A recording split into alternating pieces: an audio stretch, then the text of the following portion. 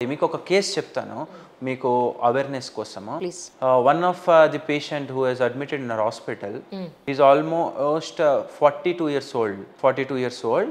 Almost 15 years నుంచి యూఎస్లో settle అయి ఉన్నాడు and software employee. 5 years back వాళ్ళ మదర్ చనిపోయిందని చెప్పేసి ఇండియాకి వచ్చాడు. సో అతనికి 6 brothers అనమాట. సో ఇండియాకి వచ్చినప్పుడు మదర్ చనిపోయింది, మీరు ఎవరు చూసుకోలేదనే ఒక ఉద్దేశంలో, అంటే this is the stressor in his life. Right. ఒక ట్రిగ్గర్ పాయింట్ ఉంటుంది వాడు. Yes. And vulnerability. He is vulnerable for schizophrenia. And stressor add అయింది.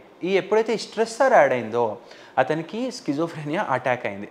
అతను 5 years నుంచి లాస్ట్ 5 years తన యొక్క ఇంట్లో కంప్లీట్గా ఒకటే రూమ్లో మొత్తం బ్లాక్ పెయింట్స్ వేసేసి ఎలక్ట్రిసిటీ మొత్తం ఏది రాకుండా బ్లాక్ కలర్ పెయింట్స్ వేసేసుకొని కేవలం ఆ ఇంట్లో 5 సంవత్సరాల నుంచి అక్కడే స్నానం చేసుకోవడం, అదే రూమ్లో బట్టలు ఆరబెట్టుకోవడం, అదే రూమ్లో ఫుడ్ ఆర్డర్ చేసుకొని తినడం, ఎవరితో మాట్లాడకపోవడం, ఇట్లాంటి దారుణమైన సిచ్యువేషన్ ఉండే.